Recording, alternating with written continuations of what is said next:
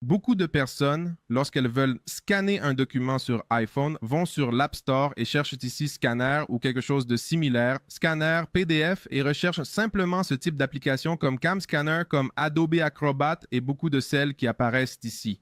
Cependant, il existe une manière beaucoup plus simple de le faire qui est en fait fournie avec une application par défaut de l'iPhone. Dans ce cas, cette application s'appelle Notes.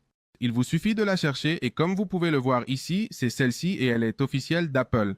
Comme vous le voyez ici, le développeur est directement Apple. Cette application, vous devez l'avoir installée sur votre iPhone à moins que vous ne l'ayez désinstallée auparavant. Dans mon cas, je l'ai désinstallée. Simplement, si vous ne l'avez pas, vous la réinstallez comme vous le voyez en ce moment et dès qu'elle est installée, vous allez simplement l'ouvrir. Bonjour, désolé de t'interrompre la vidéo. Je voulais te rappeler que si tu aimes ce type de contenu, n'oublie pas de t'abonner. Une fois que vous appuyez là, si vous avez des notes enregistrées, elles se chargeront depuis iCloud. Sinon, ce n'est pas un problème, elles apparaîtront simplement ici. Maintenant, pour scanner un document, il suffit d'aller en bas à droite où se trouve le petit carré avec le crayon et une fois que cela charge, nous pourrons commencer une note. Alors ici, si vous le souhaitez, vous pouvez lui donner un titre, en fait, comment va s'appeler le document. Par exemple, je vais l'appeler livre. Et voilà, dès que j'appuie là, ce que je vais pouvoir faire, c'est appuyer en bas, là où se trouve l'appareil photo. Cet appareil photo en bas va me permettre de scanner un document, un PDF ou tout ce dont j'ai besoin. Donc dans ce cas, ce que je vais faire, c'est scanner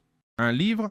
Alors nous allons appuyer sur l'appareil photo et ici, il nous dira de sélectionner photo, vidéo, scanner des documents, prendre une photo, enregistrer une vidéo ou scanner du texte. Dans ce cas, nous allons choisir scanner des documents et ici, directement, la caméra va se charger et elle détecte déjà, elle a déjà pris une photo de la couverture, mais dans ce cas, je n'ai pas besoin de cela. Ce dont j'ai besoin, c'est de prendre une photo de n'importe quelle page, celle-ci. Voyons si cela nous le permet. Là, elle détecte automatiquement, elle a pris un peu de mon doigt.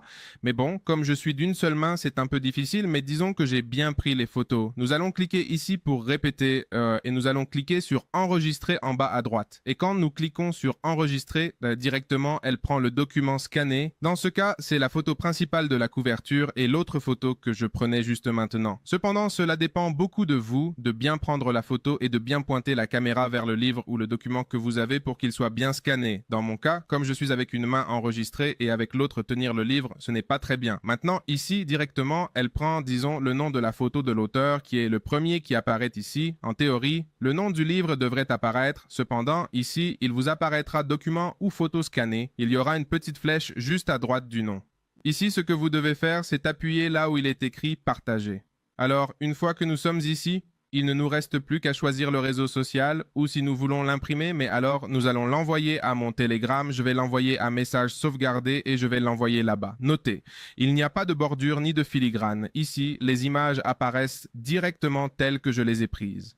Et ce fichier est assez bon. Nous allons le voir sur le PC en ce moment pour que vous puissiez voir comment il se visualise sur un ordinateur. Regardez, voici le fichier. Ceci est le PDF. Nous le voyons déjà sur l'ordinateur. Et comme vous pouvez le voir, il s'affiche parfaitement. Pratiquement, la seule chose qui me resterait à faire est d'améliorer la photo parce que je ne l'ai pas prise très bien. Mais comme vous pouvez le voir, le PDF est déjà complètement correct. Je l'ai même déjà téléchargé ici sur mon PC et je peux l'envoyer par email ou autrement. Et sans avoir besoin d'un filigrane. Ainsi, j'espère que cette vidéo vous a plu et été utile. À la prochaine fois. Au revoir, au revoir.